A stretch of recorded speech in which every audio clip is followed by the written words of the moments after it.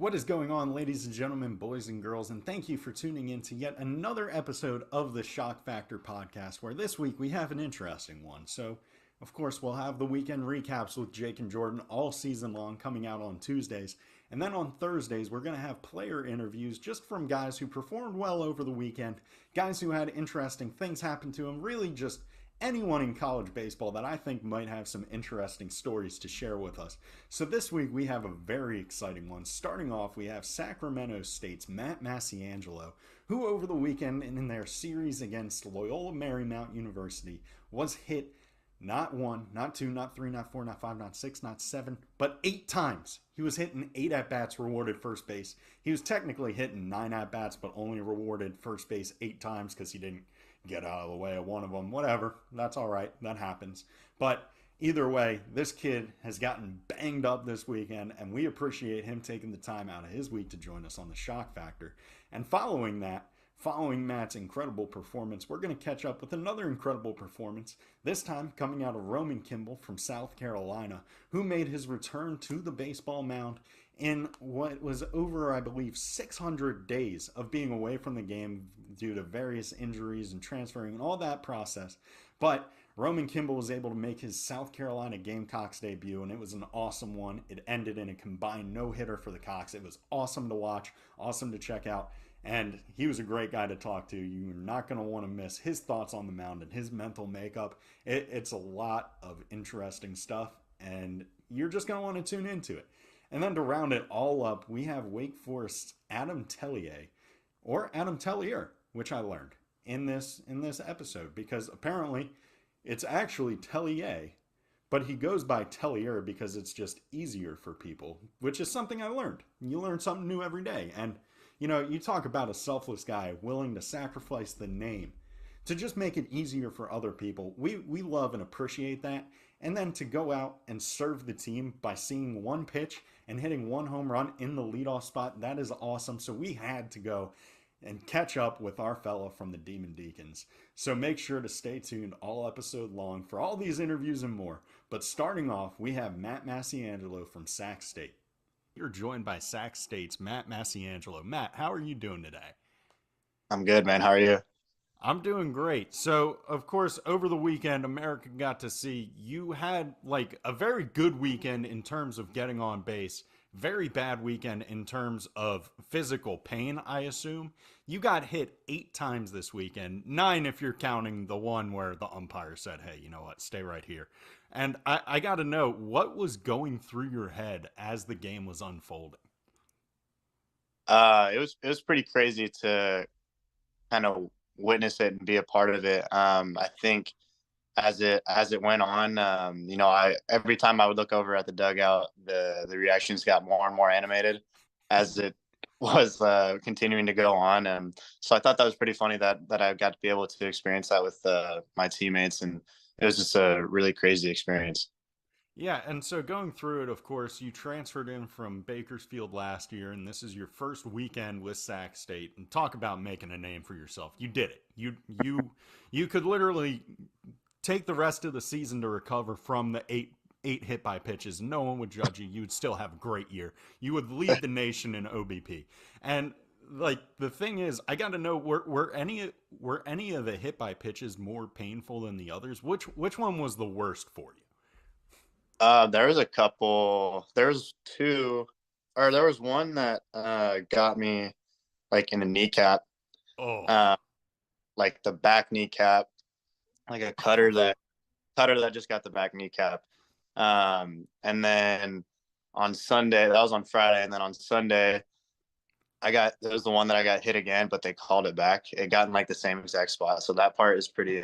It's pretty beat up right now. It's pretty swollen. So those two hurt. For sure. yeah, I feel like as an umpire, I would have just given it to you. You know, that's the kind of person I like. Did you look back at any point and just like, come on, dude? Like, We talked about it. We talked about it. Coach Christensen had came out and said, but it just didn't go that way. So it was all right. We're just trying to get on, but it just didn't work out that way. Of course. Now, before this, had you been hit by pitches often? Is it like part of your game? Because I feel like everyone who's played baseball has had one teammate where they're just a total ball magnet. I remember mine was Owen Soccer. He went to William and Mary after we played together in high school, but that kid got hit 30 times in one summer. It was amazing. But is this always been you? Not anything out of the ordinary, like it's pretty once in a while you'll get drilled, but nothing like 8 times in a row. It's never it's never happened. So it was all pretty new. It was a pretty new experience, but like I said, it was good to be a part of it and do it with my teammates as well. Absolutely. And now, in doing it with your teammates, you talked about how your teammates' reaction got more and more each and every time. At what point during the game were your teammates like, okay, this is an abnormal amount? Because I feel like after 2 hit by pitches, the same guy, there's always the like looking back and forth, like, does this kid know the pitcher? Like, is there history there? Like, what's going on? So, what hit by pitch number was it for you that the team was like, okay, this is different. This is special. We're witnessing greatness. I think we had a double header on Friday because of some weather stuff that was going to happen on Saturday. So, like you said, I had 2 on Friday. So the first game, there was 3. I got hit 3 times. So like it ended at 3 for that first game. So I was like, that was pretty crazy that happened. And then we had like a 30-minute hour break between game 2.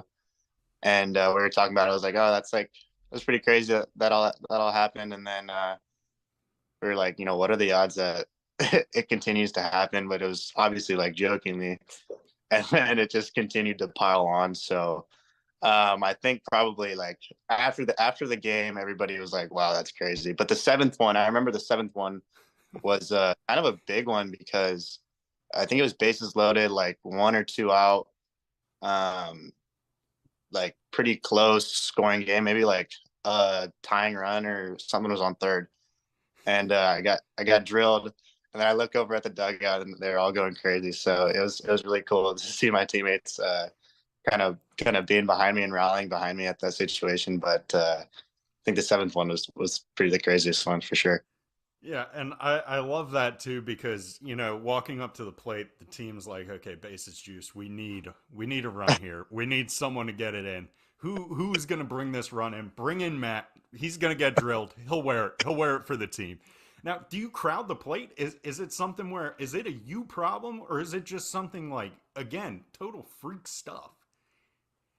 Um I honestly didn't think that I was like really really on it. I actually looked at our highlights from center field Mm-hmm. cam, and I was like, I really don't think that I'm that close right now. But honestly, I think it was just a coincidence. Nothing but respect for LMU and their guys. They're a good program, but even the best of the pitchers the ball gets away from them, as you know. Yeah, But absolutely. it was just a crazy coincidence. It was nuts. Now, my last question before I let you go and get back to the busy schedule and life of a college athlete, because of course, you got to do that. You got to go to classes while being covered in ice packs, of course, Right. because Right. you're going to get beamed next weekend too at some point. I assume. I don't want it for you. I don't want it to happen, but sometimes that's just the way life goes. But the last question for you I have is playing in California and playing at different schools in California, of course, the world of baseball gets smaller and smaller as you go. Do you know anyone on LMU? Like, do you have friends that you played with on LMU that you've like talked to them about it and been like, guys, what was going on? No, honestly, it's pretty crazy. Like you said, it's a small world. But I don't really know anybody too personal on LMU. Try to cross paths with some guys, obviously playing just Mm-hmm. summer ball or whatever growing up. Yeah, I don't know anybody too personal on that team. I would have liked to talk to him and get another side of the story, but just didn't get a chance to. But yeah, like I said, enough respect for those guys. They're a good program. Yeah, I feel like on their side of things, like just knowing how baseball players are, their side of things, when you came to the plate, they were all like, come on, please don't hit him. Like, we don't want this to happen. Like, even the pitcher, like, their thought was not, okay, let's collect an out against Matt. It was, okay, let's just please don't hit him. And that's probably what caused it to happen. Right. Yeah. Got maybe a little mental. I don't know, but it was just crazy how it all kept on coming. Absolutely. Well, we'll have to get Tylenol or Advil or Evo Shield or someone to reach out to you to get you covered and protected. Have any brands reached out to you? I saw Tylenol replied. They I know they said something. I've been working on it with our like compliance team. They're doing a great job with trying to get me helped out. So we'll see Love what to happens. hear it.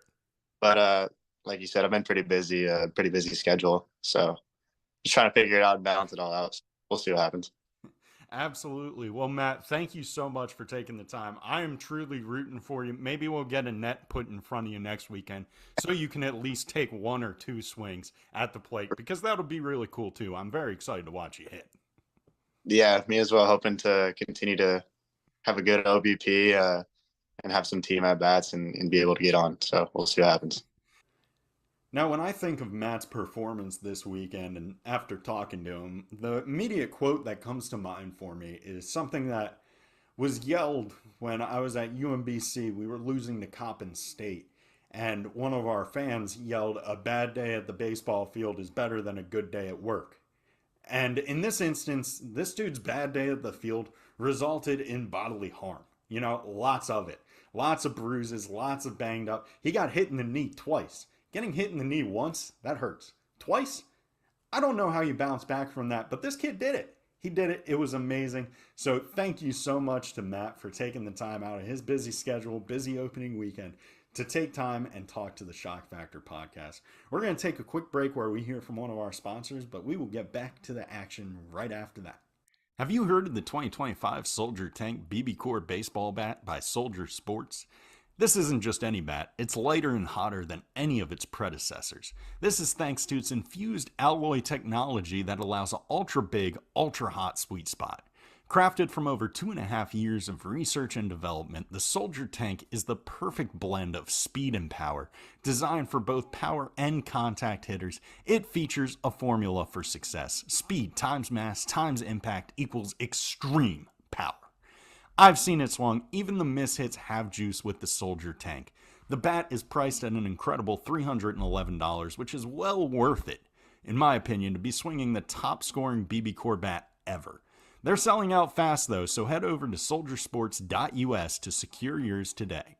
What is going on, everyone, and welcome back to the Schoch Factor Podcast on the D1 Baseball Network, and we have a very exciting one right now. I am super stoked for it because we are traveling down to one of my favorite places in the college baseball realm of Columbia, South Carolina. Now, physically, I'm not actually traveling. I'm virtually being joined in via Zoom by Roman Kimball. Roman, how are you doing today? I'm doing good, Steven. How about you? I'm doing great, man. And I wanted to talk to you because this weekend, of course, you had a great outing. It all goes super smooth. You guys throw for a combined no-hitter. And that's amazing in itself, in its own right. But not only was this a big outing for you because it was the first of the season, it was your first one coming back from injury. So what were the emotions like coming back from Tommy John? This is your first outing out there after a year of just sitting and watching your friends have fun. Yeah, man.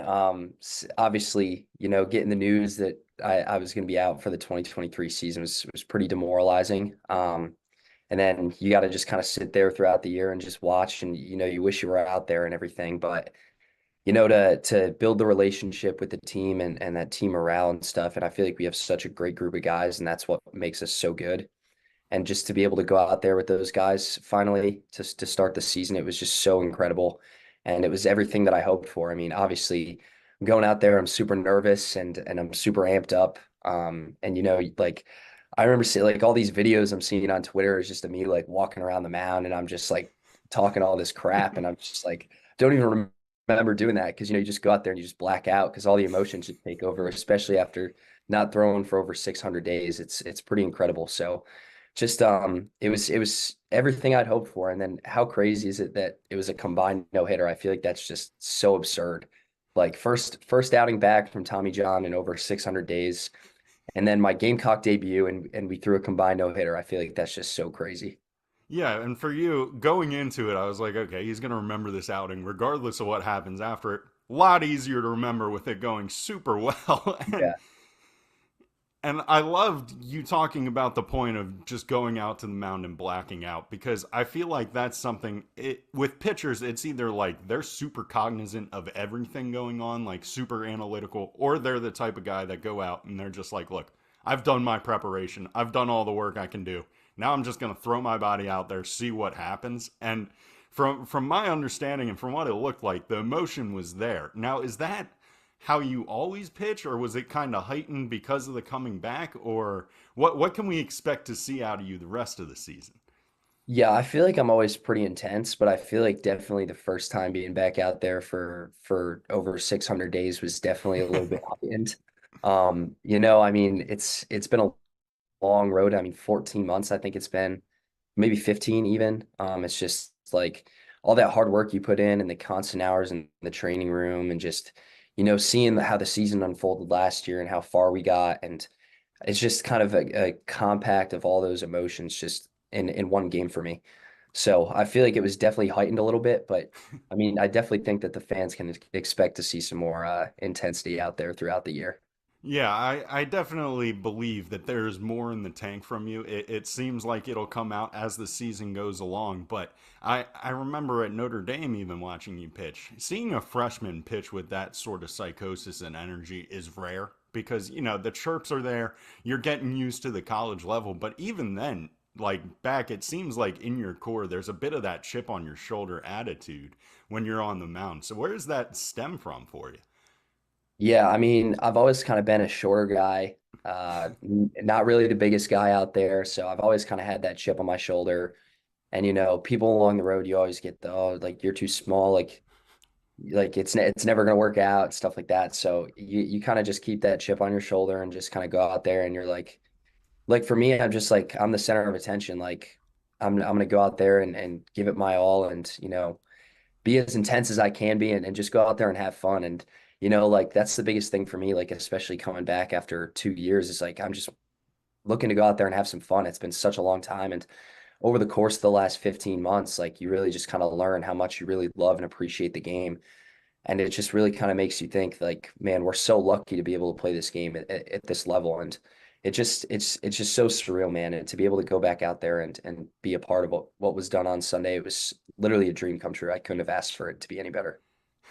Absolutely. And not to take away from the chip on your shoulder or anything like that. I don't want to lessen it by any stretch of the imagination. But I'm a tall guy. I throw super slow. You throw a solid 10 miles an hour harder than I probably ever did. So I don't want to lessen the chip, but I want to let you know the nation has noticed. The nation has noticed. Now, in that time where you're away from the game, of course, it's about 2 years, and that's a long time. No one wants to be away from the game that long. What would you say was the most important thing you learned in that time frame?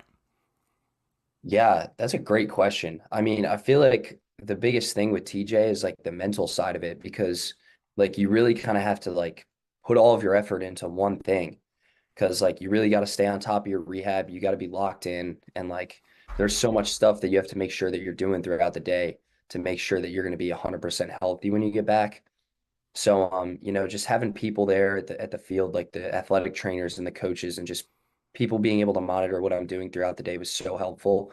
But the biggest thing I learned throughout the process was just like really just take the pressure off yourself and just kind of go out there and have fun. Because I feel like last year, like there were some guys who kind of just like put a little too much pressure on themselves, and I feel like it kind of just compounded them, and they didn't go out there and perform as good as they wanted to throughout college baseball, just because like whether it's the draft or like you're putting too much pressure on yourself to get a win for the team, like it's stressful. Like the mental side of baseball is really really overlooked, and so like just kind of looking at that and just being like, look, like I feel like just next year, just go out there and just go and have some fun and like just really appreciate how lucky you are to be able to be back out there in a competitive setting at this level. So for me, that was just kind of the biggest takeaway is just go out there, have fun, be yourself, and try and pitch as good as you can, and hopefully the team wins. No, I absolutely love that because, again, like, so much is beyond your control in baseball. And from what it Yeah. sounds like, is in that time away from the game, you really realize that of just like, look, this is what it is.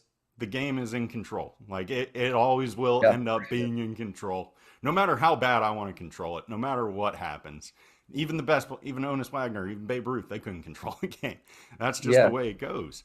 And for you, it seems like, while you're out there and intense, it sounds like you just kind of have this easygoing attitude about it of just like, hey, look, I am just happy to be here. I'm doing what I love to do. And that really shows on the mound. So Yeah. it's a ton of fun to watch. Yeah, I Now, mean it's so fun, man. Like this past weekend was a blast. I can't even I can't even put it into words. Like, and I'm just scrolling on my phone over the last day, and it's just like I can't even catch a break because everything's blowing up, and I'm just like, this is absurd. no, and as it should be, because it is absurd to come back and do that. So it was again just an outstanding performance. And now another thing I want to talk about is this South Carolina team just coming out of the gates absolutely firing. Is there something different about this year's squad opposed to previous year squads where you've been with the team that stands out to you? Man, it's so tough to say because like my freshman year at Notre Dame, like we just kind of knew that we were an Omaha caliber team like going in. And then like obviously we were a super old group and we had the experience, we had the talent. And then like even when we got selected to go to Tennessee Super Regional at the selection show, we were like we weren't phased at all. We were ready to tackle it and like we knew that we were going to have a tough road, but we knew that we were gritty enough to get through it. And then last year's team, like we kind of had that chip on our shoulder because a lot of people were sleeping on us. And, South Carolina, when I was at Notre Dame my freshman year, was coming off not the best year. So a lot of people were like, we were just looking to prove people wrong and just kind of go out there and show how good of a squad we really were. And I feel like this year we're kind of back to that like mindset of like what it was my freshman year is like we are an Omaha team and we know that. And now it's just about going out there and just performing and doing what we're supposed to do. But I mean, the talent that we have on the roster this year is just crazy. Like we've got two returning All-Americans coming back, and then we add so many guys from the transfer portal, and then we've got a lot of experience with some older guys. And then, a lot of people are sleeping on the pitching staff. Like everybody said that was our weak spot, but I feel like this weekend we kind of just went out there and proved that our pitching staff really isn't weak at all. And like we've got like so many guys in the bullpen that can go out there and give us quality innings and get us three outs and even more. So I feel like that this weekend was really just a great showing for us to kind of show how good we really are and how deep we are on the pitching side. And we've still got guys on the bench and on the offense that could go anywhere and start in the SEC. It's crazy. We've got so many guys on the bench to hit. And so I feel like that just kind of speaks the volume of how good this team really is this year. Honestly, phenomenal answer because it honestly encapsulated literally everything. That was the best answer I've gotten from from a guest so far. I got to tip my cap to you. But, that's great. It's, oh, there's a question mark around our pitching. Here's a combined no-hitter. There's an answer for that for you. Yeah. Oh, you think we played great this weekend? There's still guys you haven't even seen play that will play great. So Yeah. it's so much fun to watch this South Carolina team. I'm excited to follow you along all the rest of the season. Now, Roman, can you tell Schoch Factor fans where to follow you, where to check out your stuff? Because I know you do a lot of content. You're out there. I respect the hustle. It's not easy. So where Yeah, can we dude, I mean find you? it's a grind, man. I tell you what, like especially during this time of the year with school and stuff, like once school's over and then we kind of get our time, then it's a little bit easier because I got a little bit more downtime on my hands. But yeah, y'all can check me out on Instagram and Twitter at rkimball02. And then if you're really interested in some behind the scenes college baseball stuff, be sure to check out my YouTube channel. It's just Roman Kimball. I just posted the opening weekend video. It's pretty sick. And I mean, I know a lot of people from like South Carolina have already checked it out just because they were excited to see the video of me throwing for the first time. So it's pretty cool, man. The support at this school and the fan base is it's literally next to none. I can't even explain it because we have some crazy fans, man. It's absurd. Oh It's yeah, really I've had some experience on the other side of the crazy fans, but I imagine the crazy amount of support is probably pretty sick. And yeah. I love the YouTube page. I think every team should have at least one player who can execute a YouTube where they show us the behind the scenes, because I just think it's so cool. Plus, like, for me, it's like it kind of scratches my itch of like missing being a player. It's like, oh, this is what a travel day vlog looked like. Like, it's Yeah. like, I wish I could put a VR headset on and be like, okay, I'm there. I'm there with the Yeah, boys. dude. I But mean, it's that crazy. sounds advanced. Yeah. But I respect the hustle and I appreciate you're doing it. You're doing a great job, so keep it up. And, the world of college baseball is better because of you, so thank you for it. Yeah, man, of course. Thank you. Now, for me, what I absolutely loved that Roman said was talking about how when he got on the mound, he had no idea what happened. He just kind of blacked out. That was a state of psychosis I miss from playing college baseball. Of just, you have so much adrenaline, so much happiness, so much excitement and enthusiasm that your body just forgets to remember everything that's going on around you. And you're just consumed with being in the moment and performing. And it's a feeling I totally miss. You really can't get it anywhere other than a baseball field. And I'm truly happy to see Roman thriving in it. It's something that makes this old college baseball soul very happy to see him just out there absolutely living his dream.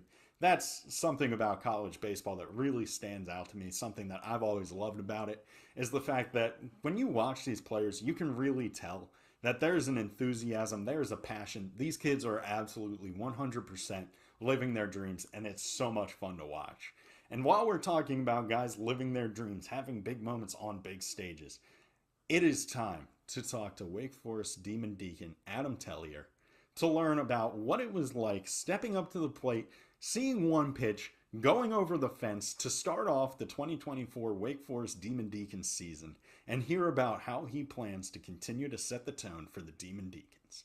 We are joined by a Demon Deacon, which I'm still scared of whatever a Demon Deacon might actually be, because I'm still not entirely sure, but this one is a very special one, very exciting one. Adam Tellier. Adam, how are you doing today? I'm doing well. Thanks for having me.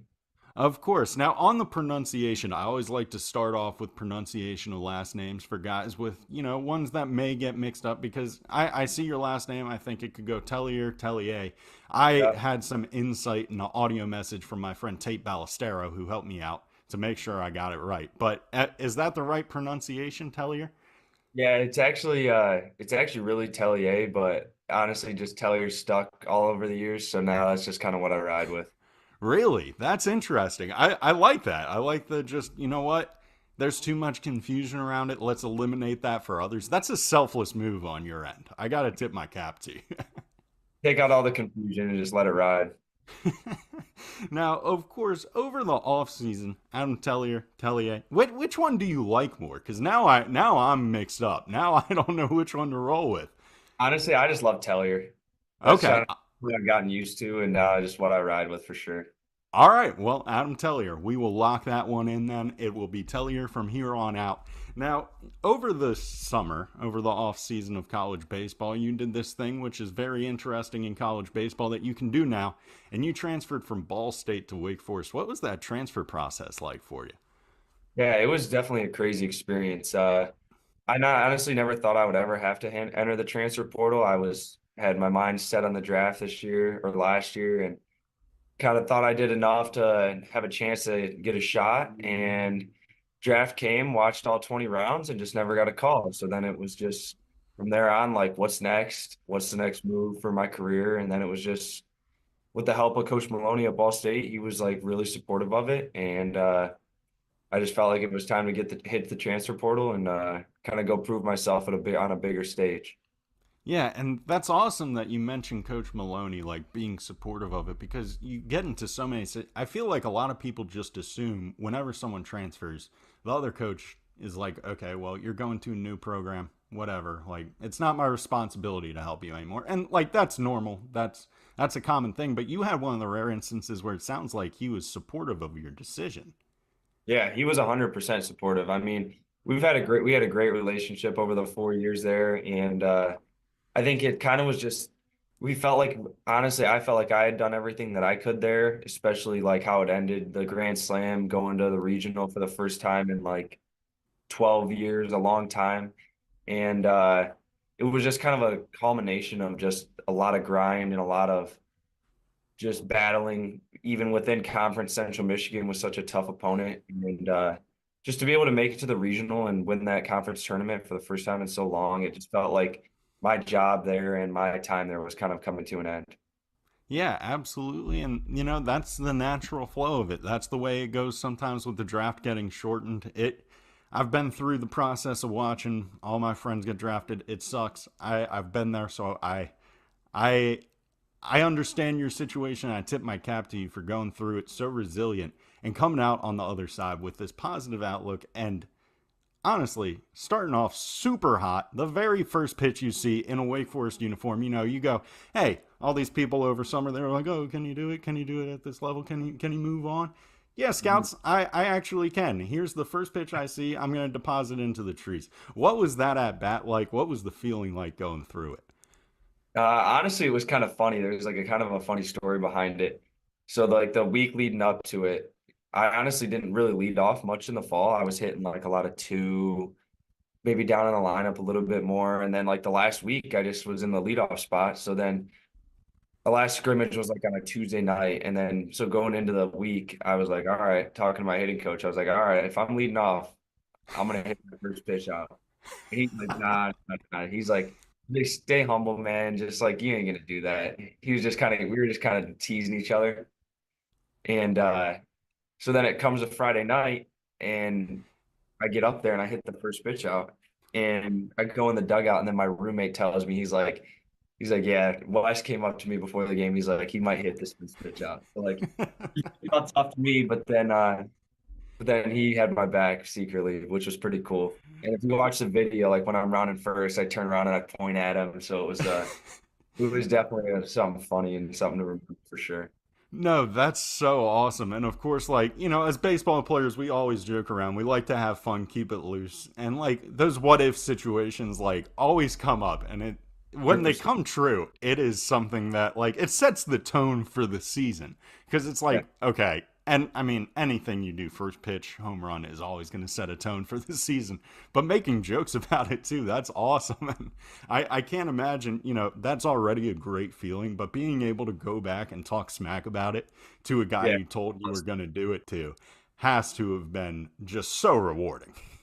Yeah, it was pretty cool. And to just be able to step into Deke Nation like that and kind of just show them that I'm here and here to help the team win and everything, it was a pretty cool moment for sure. Absolutely. And in doing that, showing Deke Nation, you didn't just show some of Deke Nation, you showed a good amount of Deke Nation playing in front of one of the largest crowds in Wake Forest history. What was that like playing with that amount of support behind you? Yeah, it was unreal. I mean, coming from a mid-major when I'm not totally used to all those big crowds yet, but it was definitely such a cool feeling. And to just of the crowd when that ball went over the fence, it was definitely a cool feeling and definitely one that I hope I can feel a few more times this year. Definitely. And I feel like the time is coming. It'll get even bigger and bigger in Winston-Salem just with the amount of talent you guys are bringing, the amount of magic the Wake Forest Demon Deacons are making on the baseball field. It's too impressive. If I'm in Winston-Salem, I feel like I am a sinner if I do not show up to a baseball game there because it's too good of a product to miss out on. And for you, though, with that leadoff home run, first pitch home run, everyone's like, wow, this guy, he's prepared. He's ready. Where's that stem from? I was watching an interview you did with Ball State back in the day about being born into a baseball and military family. And your uncles brought you a baseball bat and glove when you were born? Yeah, that's right. So just ever since I came out of the womb, I've just kind of just been baseball, baseball, baseball. Like I'd get up in the morning before school, be watching ESPN sports highlights, baseball highlights specifically. It's just something that I've always kind of just loved. And that love for the game, I just feel like is just continued to drive me to get better and better and just kind of see where it can go. Definitely. And in that love for the game, of course, it brings you, it rewards you. The game giveth, the game taketh away. But it rewards you a lot of the times. What would you say has been your most rewarding experience with the game of baseball? Definitely last year, just that grand slam in the MAC tournament to just help propel us to our first regional in a handful of years. That was really rewarding. I mean, Central Michigan, we battled them so many times and lost in the championship twice. And just to be able to kind of get over over that hump and get past that was just such a rewarding feeling. But then also I feel like being able to be here at Wake Forest is like one of the most rewarding things. I mean, having a chance to play on a team with so many talented guys and so many talented players and just kind of see where it all lays out at the end of the day is just such a cool feeling, and I just can't wait to see where it takes us this year. Definitely. And in that group of so many different personalities, so many different fun players, I got to ask, do you have a favorite teammate, a favorite new guy, favorite guy that you are just like, wow, I am glad I transferred to Wake Forest because I get to be friends with this guy? Yeah, there's definitely a handful, man, but Josh Hartle and Nick Kurtz are pretty two special guys, and like Tate Ballesteros is definitely a special dude. So getting to play with those guys and see those dudes is pretty special. Yeah, I mean, I'm jealous that you get to see Tate day in and day out. It was a luxury I got to live back in my UVA days that I wish I enjoyed even more. I would pay good money to go back. He's a great teammate, great guy to be around. But the whole Wake Forest team, it seems like the vibes are always high around them. Even when games aren't going your way, it seems like no one's panicking. It's just like you guys accept it as it is, and you just kind of have this attitude of, okay, well, that didn't go our way. We're going to come back out and make sure that never happens again. So what's it like playing on a team with this kind of attitude of this is the most important thing, but having the perspective of coaches that understand that, while this is a very important thing, it's kind of not everything. Like it seems like at Wake Forest, they want you to be better people before better baseball players. Yeah, it's pretty surreal, honestly, because you think being ranked so highly and just having so much pressure would just kind of wear on you, make you so tight into what you're doing. But honestly, it's really the opposite. I mean, we like to have fun, we like to mess around, but at the end of the day, like we just trust each other and love each other and know that whatever happens, happens, and that even if something doesn't go our way or we lose a game, no matter what, it's about us and it's not about anyone else, even though we're starting to garner like some pretty serious attention. At the end of the day, we win for us, we win for our brother next to us, and that's just what it is, man. It's the Wake Forest baseball way. It's just like last year they had a saying, it was like Wake Forest versus all y'all, and that's kind of what we feel like. Yeah, hey, I love it. It makes me feel good, which I know that's an intention of the program, of making everybody feel them, and I'm all for it. Going into Wake Forest, did you know you were going to have Masciangelo kind of pounded into you? Like, is that something you knew coming into it where it's like, oh, wow, this is a program where, like, Masciangelo is at its core? No, honestly, not at all. But it's definitely a quote that we like to live by, but it's definitely never thought Maya Angelou would be brought up when I was coming to Wake Forest.